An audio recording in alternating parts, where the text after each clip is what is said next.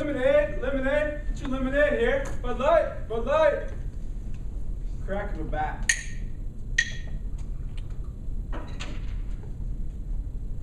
Ball hitting a glove. These are just some of the sounds that I'll be hearing next week as I travel with my family to Arizona for spring training. There's some people who enjoy vacation where they can go and lounge on a beach all day. Well, there are others who like to go exploring every day. Me, on the other hand, I really enjoy attending sporting events. Couple that with spending time outside in warm weather and with my family, it doesn't get much better in my book. Not only, I don't know about you, but sometimes I'm tired of winter, usually after opening up some gifts on Christmas Day. I try to plan a trip to get out of this place as quick as I can. The last couple of years, that's led me to plan a trip to Arizona. In Arizona, the temperatures are just beautiful 6 months out of the year. The other 6 months, it gets hotter than a red wagon sometimes and can turn your skin an embarrassing red quicker than you can grab for a bottle of sunscreen. Believe me, I have a lot of pictures to prove that. It's really not a coincidence, though, that Major League Baseball holds spring training in March, where the temperatures range from the lower 80s down to the lower 60s. You may occasionally get a cold snap into the 40s, especially if you're giving a speech touting how awesome the weather's going to be a week before your trip. Not only are the temperatures very pleasant this time of year, but the skies are breathtaking. As you might imagine, in the desert, there aren't many days where there are very many clouds that you see.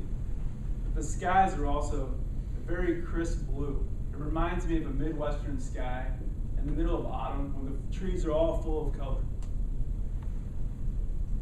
It's a very peaceful and perfect place to sit back and relax and enjoy America's pastime. As Brad Pitt asked in Moneyball, how can you not be romantic about baseball? All the stadiums in spring training in Arizona are miniature replicas of the famous cathedrals that our favorite teams call home throughout the summer, like Fenway, Wrigley, and even Kauffman Stadium. All the fields are all in pristine condition. The blades of lush green grass are all precisely cut at the same length that even someone from Ryan Lawn and Tree would be proud. The pitcher's mound, base paths, and home plate are all meticulously manicured. There isn't a piece of dirt that's out of place, and they're ready for today's superstars to take the field. And as the umpire yells out, "Play ball!" it takes me back to my childhood days of playing baseball in my backyard with my friends and family. Back then, we used to use a tennis ball for a baseball, so that way it was easier for us to hit home runs into the neighbor's backyard, even though it kind of turned into a pain because we'd always have to fight over who wanted to jump the fence to get the ball. Spring, for a baseball fan, is a time for new beginnings. Hope springs eternal for even a lifelong Royals fan like myself. There's a very interesting parallel between spring training and that of a gardener. Spring training for a baseball fan is the first time you get to see how new players teams that acquired throughout the offseason, how they fit with their new teams, and see if there's anyone that's developed throughout the offseason. For a gardener, it's the first time they get to see how the bulbs they planted in the fall, how those are coming out, how those are sprouting, what kind of colors they're going to provide for their garden. So very similar parallels.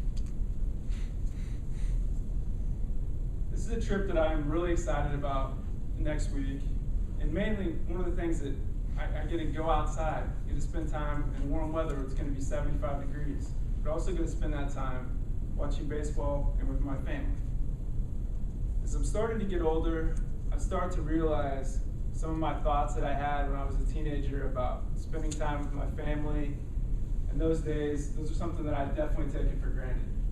Because now I'm a father of two, I start to really enjoy these smaller times that I get to spend with them, because you never know.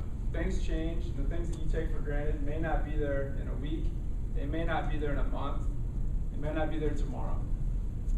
This is something I'm trying to remind myself as we're stressed out packing to go to the Valley of the Sun with 2 kids under the age of 3, diapers, strollers, car seats, all those fun things that you get to log around all over the country.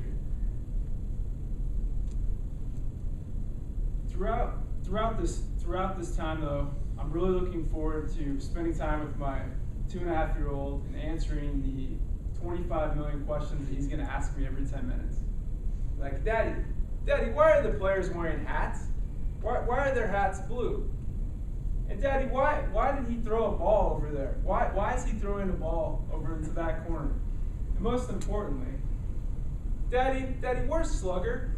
Where's Slugger? Why is he got a tail? Why is he a lion? Those questions, you have to really love the questions that toddlers ask at that age. To some, this may not be that big of a trip.